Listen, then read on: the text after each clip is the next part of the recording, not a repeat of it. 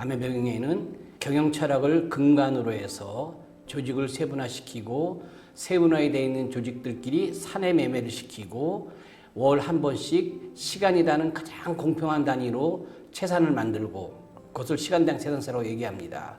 그렇게 해서 채산 목표 대 실적을 비교해서 부족한 부분들을 개선시켜내기 위해서 중점 추진 목표 항목이라고 하는 시트를 운영하게 되어 있다라고 말씀드렸습니다. 오늘은 그 중에서 사내 매매 제도에 대해서 말씀을 드리도록 하겠습니다. 자, 그럼 사내 매매 제도란 무엇이냐? 이 세상에는 공짜가 없다고 그러죠. 무료가 없다고 합니다. 어떤 일을 수행하면 반드시 대가가 따르게 돼 있죠. 그래서 회사에서는 경영을 할 때 사람들이 일을 하면은 대가로서 인건비를 지불하게 되어 있습니다. 우리 자체로서 해결될 수 없을 때는 외주를 주게 되고 외주를 줄 때는 외주비가 반드시 따라오게 되어 있다고 하는 것이죠. 그래서 업무 수행을 하면은 우리는 대가를 지불합니다. 예를 들어 설명하면은 구성원들에게는 일이 진행됨에 따라서 인건비가 지불되어지고 외주를 하게 되면은 외주비, 서비스를 하게 되면은 서비스 대가, 납품을 하게 되면은 납품에 대한 구매 비용, 납품 대가로서 지불하게 되어 있다고 하는 것입니다. 이와 같이 업무를 수행할 때 대가를 주고받으면 그 대가에 대해서 이 아메병에서는 사내 매매라고 하는 겁니다. 사내 매매라 하면 사내 구매와 사내 판매를 한꺼번에 표현해서 사내 매매라고 말을 합니다.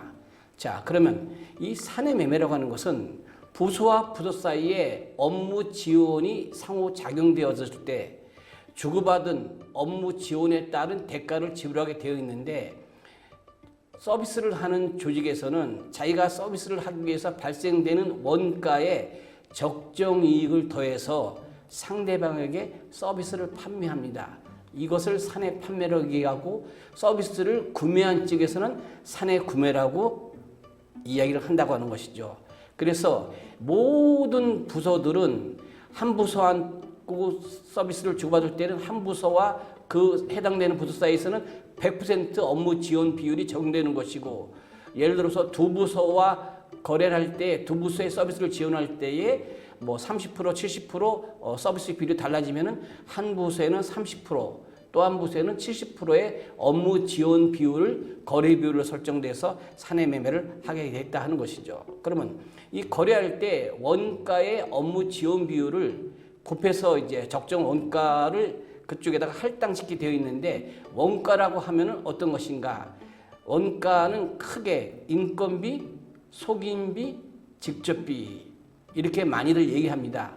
인건비라고 하는 것은 내 급여 통장에 직접 들어오는 돈을 인건비라고 얘기하는 것이고 속임비용이라고 하는 것은 내가 일을 할 때 인건비는 아니지만 나 때문에 나로 인해서 발생되는 모든 비용 지난번에 말씀드린 것 기억하시는지 모르겠지만 그때 사람이 움직이면 자동적으로 따라다니는 사람에 속해 있는 속임비용 가장 비근한 예가 4대 봄이라고 말씀을 드린 바 있습니다.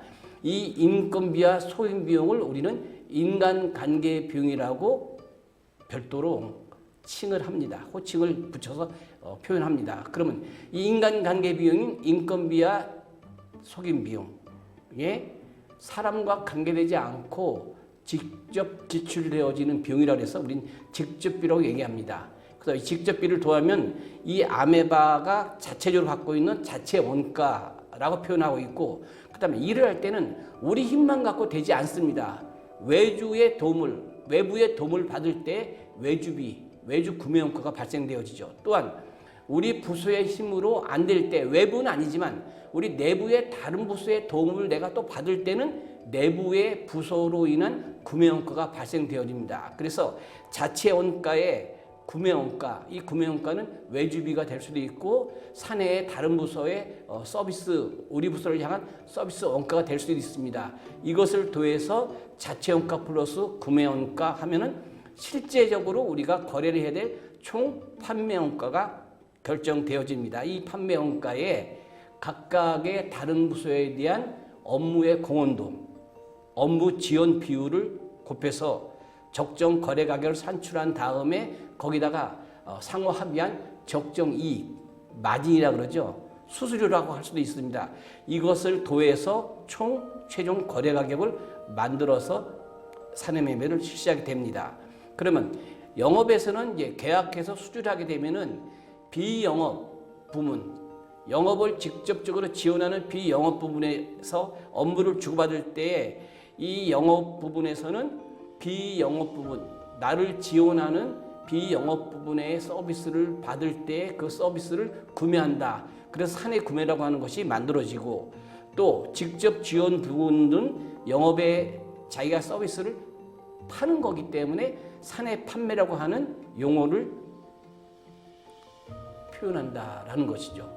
그래서 사내 구매든지 사내 판매든지 합쳐서 우리는 사내 매매라고 하고, 이 아메병에서는 이 사내 매매 제도라는 독특한 제도를 운영함으로써 조직에 있는 모든 구성원이 수익과 비용을 계산해서 회사에 얼만큼 한 달에 한 번씩 시간당 채산에 대한 공헌도를 달성했는가, 이런 것들을 평가하게 된다고 하는 것입니다.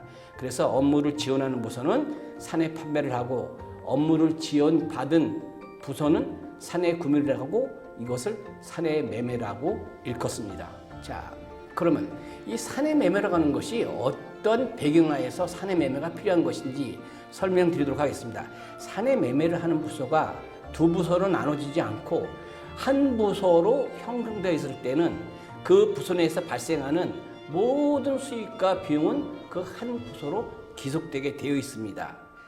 자, 영업팀에서는 영업을 해서 계약을 하고, 계약 내용을 수행하고, 납품을 하고, 수금할 때까지 한 부서 내에서 만약에 모든 일을 하게 된다면 영업팀은 그 일을 해낼 때 발생되는 모든 비용은 다 영업팀의 원가로 기속되게 돼 있죠.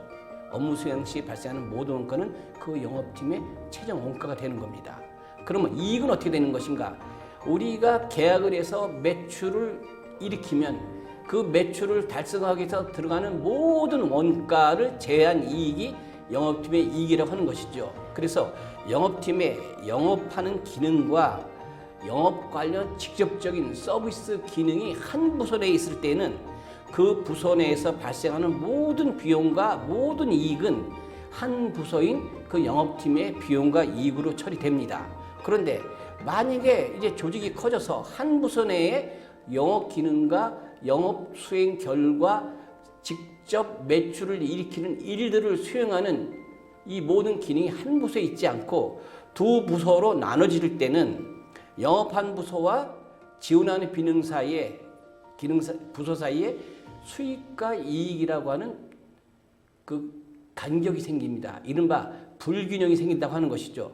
자, 영업팀은 영업에서 계약을 하고, 계약 내용을 수행하고, 서비스하고, 납품하고, 에이스하고, 수금하고, 이 모든 것들이 한 부서 내에 있을 때는 모든 부서의 일들은, 모든 부서에 일어나는 매출과 원가 이익은 그 부서로 국한되어 있습니다. 그런데 영업팀은 영업과 계약과 수금만 하고, 영업지원팀은 계약 내용을 수행하고, 서비스하고, 납품하고, AS를 하게 된다 그러면은 매출과 이익과 원가가 이렇게 이제 개념이 바뀌어지는 것이죠. 영업팀, 한 영업팀으로 모든 일들이 한 영업팀에서 처음부터까지 다 이루어지면 원가에 이익을 더해서 매출이 발생되는데, 이것이 영업팀과 영업지원팀으로 나눠지면은 영업팀은 똑같이 원가나 이익이나 매출이 발생됩니다. 원가는 줄어들겠죠. 왜? 나머지 차이 나는 원가는 영업지원팀이 가져가니까. 그럼 영업지원팀은 뭐만 존재하느냐? 원가만 존재한다고 하는 것이죠. 한 부서에 있을 때는 매출과 원가와 이익이 공동작품이었는데 나눠지면은 영업에는 원가, 이익과 매출이 존재하지만 영업을 지원하는 영업지원팀은 원가라고 하는 것만 가지고 있다 하는 것이죠. 그래서 지난번에 아메바 경영에서는 모든 조직을 프로피센터화 한다고 하는 것이죠. 그래서 영업지원팀은 원가만 있으니까 내가 일을 했는데 나도 매출에 기여했는데 나는 과연 얼만큼 회사의 이익 차원에서 부가치 차원에서 공헌했는가 라는 것을 따질 수가 없습니다. 이것을 따져내기 위해서 사내매매라고 하는 독특한 제도를 운영한다고 하는 것이죠.